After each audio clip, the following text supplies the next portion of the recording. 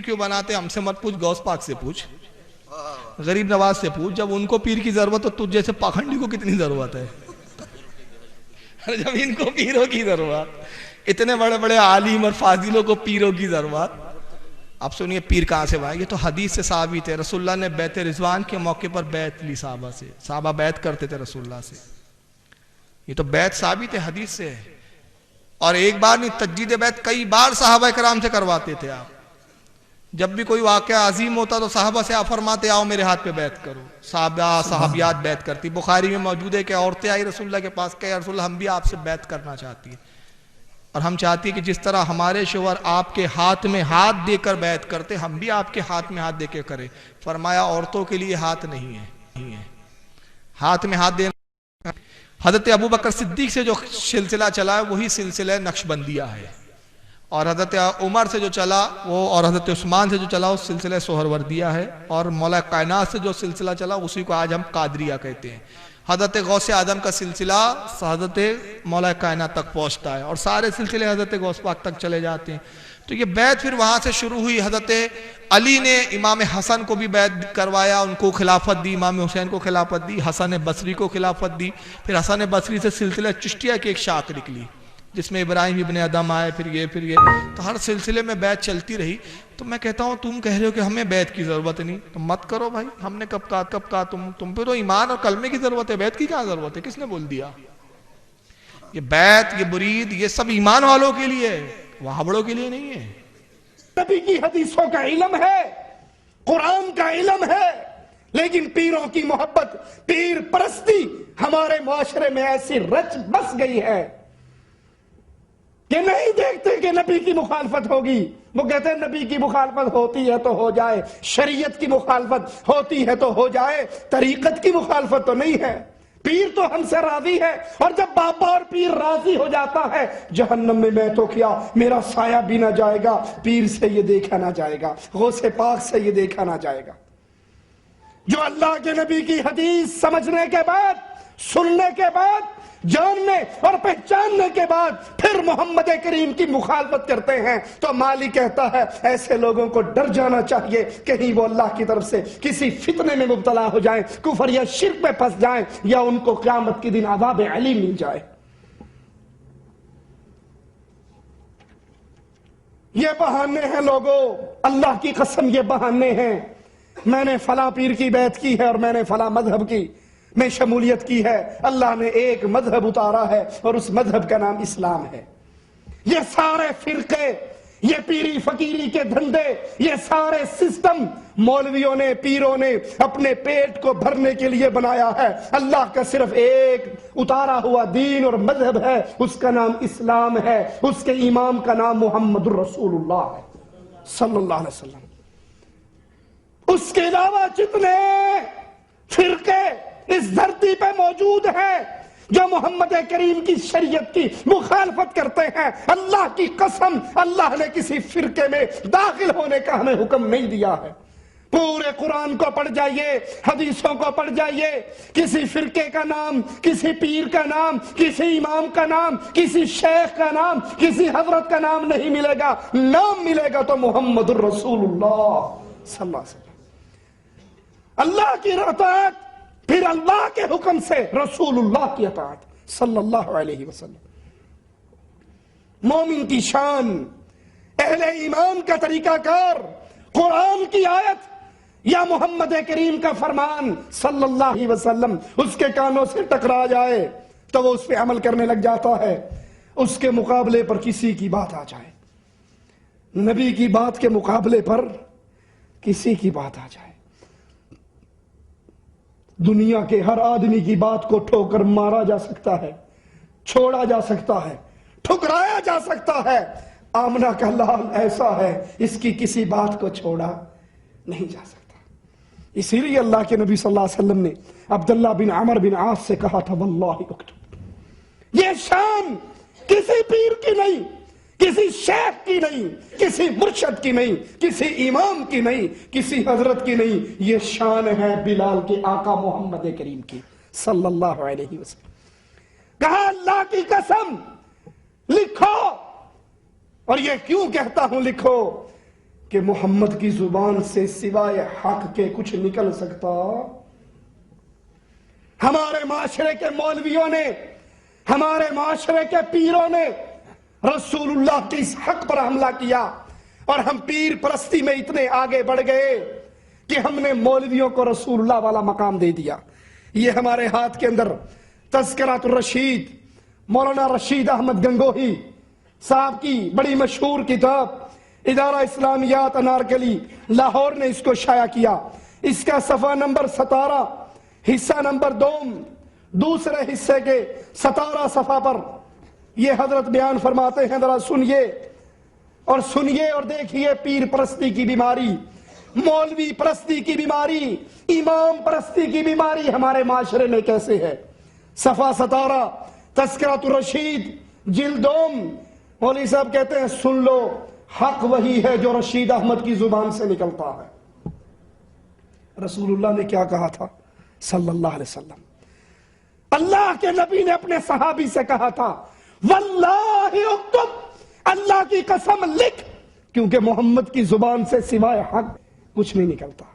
یہ مولوی صاحب کہتے ہیں سن لو، حق وہی ہے جو رشید احمد کی زبان سے نکلتا ہے، اور میں قسم کھا کر کہتا ہوں میں کچھ نہیں ہوں مگر اس زمانے میں ہدایت، اس زمانے میں ہدایت اور نجات صرف میرے پیچھے چلنے پر ملے گی۔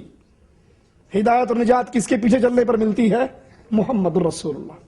لیکن پیر پرستی کا یہ عالم، مولوی پرستی کا یہ عالم، امام پرستی کا یہ عالم، کہ مولوی اور پیر بڑے دھڑلے سے اپنی کتابوں میں لکھتے ہیں کہ لوگوں میری زبان سے جو نکلتا ہے حق نکلتا ہے، اور اگر تم نے ہدایت نجات قیامت کے دن پانی ہے تو مولوی صاحب کے پیچھے، پیر صاحب کے پیچھے، رشید احمد گنگوہی کے پیچھے چلو گے، ہدایت ملے گی، نجات ملے گی، اور اگر پیر صاحب کے، مولوی صاحب کے پیچھے نہیں چلو گے ہدایت و نجات نہیں ملے گی۔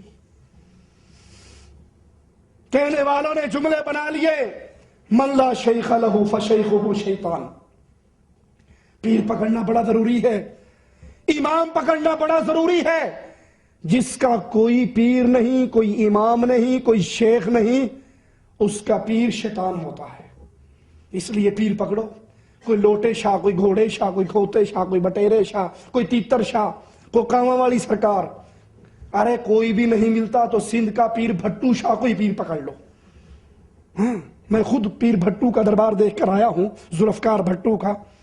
اس کا مرید کہتا ہے، ذوالفقار علی بھٹو کا دربار کا سجادہ نشین کہتا ہے جو یہاں آ کر بیٹھ جائے پیر صاحب کی قبر کے پاس اس کی بواسیر ختم ہو جاتی ہے۔ ہم نے کہا یہ بہت پہنچا ہوا حکیم ہے، مرنے کے بعد بھی جڑی بوٹیاں قبر کے پاس اگاتا ہے۔ کسی نہ کسی کو پیر پکڑو، پیر پکڑنا بڑا ضروری۔ پیر نہیں پکڑو گے تم لاوارث ہو جاؤ گے۔ ہم کہتے ہیں ٹھیک ہے تمہاری بات ہی مان لیتے ہیں، پیر پکڑنا بہت ضروری ہے۔ تم پیر پکڑتے ہو لسوڑی اور پھسوڑی شاہ کو، ہم پیر پکڑتے ہیں محمد رسول اللہ کو۔ پسند اپنی اپنی، سوچ اپنی اپنی۔ تم نے پیر پکڑا بغداد اور کوفے کا، تم نے پیر پکڑا دیوبند اور بریلی کا، ہم نے پیر پکڑا مکہ اور مدینہ کا، جس کا نام ہے محمد رسول اللہ۔ اس سے پیارا کوئی اور ہے؟ اس سے اعلیٰ کوئی اور ہے؟ اس سے عظیم کوئی اور ہے؟ ہم نے اس کا پیر پکڑا جس کو بلال نے پیر پکڑا تو رسول نے آ کر خود پوچھتے ہیں بلال عمل کیا کرو؟ جنت میں جا رہا تھا، تیری جوتیوں کی آواز جنت میں آ رہی تھی۔ اس کو امام پکڑیے، اس کو امام اعظم مانو، اس کو قائد اعظم مانو، جس کا نام محمد رسول اللہ ہے، کیونکہ اس نے خود کہا جب تک میں جنت میں نہیں جا سکتا، نہیں جاؤں گا، کوئی نبی نہیں جا سکتا جب تک میری امت نہیں جائے گی۔ کسی نبی کی امت، کسی اور کی نبوت، کسی اور کی پیری، کسی اور کی فقیری، کسی اور کی حضرتی کو سلام کرنے کا کیا فائدہ؟ لوگوں نے جن کو پیر پکڑا ہوا یہ کھانے والے پیر، پیر کا گھر تو روشن ہے، بجلی کے کمکموں سے مرید کو میسر نہیں، مٹی کا دیا بھی۔ مرید کو جو کچھ ملتا ہے لا کے بابے کے اوپر نوٹوں کی بوچھاڑ کر دیتا ہے۔ اور محمد رسول اللہ کیسے پیر، کیسے مرشد، کیسے ہادی، کیسے امام۔ ابو ہریرہ کہتے ہیں کئی دنوں کا بھوکا، نبی کے کسی صحابی کو پتہ لگا کہ نبی بھی کئی دنوں کے بھوکے ہیں، دودھ کا ایک پیالہ چھپا کر لایا اور میرے نبی کو حجرے میں دے گیا۔ اللہ کے نبی سنا ہے کئی دنوں سے بھوکے ہو، خود پی لو، اپنے اہل و عیال کو پلا دو۔ دنیا کے پیروں کو اپنے پیٹ کی فکر ہوتی تھی، محمد رسول اللہ کو اپنی امت کی فکر ہوتی تھی صلی اللہ علیہ وسلم۔ کوئی اور ہے ایسا؟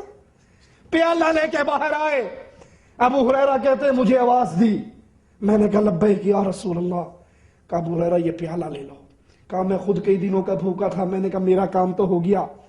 میں منہ کے قریب کرنے لگا، کہا نہیں ابو ہریرہ، پہلے اصحاب صفہ کو بلا کر لاؤ، میرے شاگردوں کو بلاؤ، میرا کلمہ پڑھنے والوں کو بلاؤ۔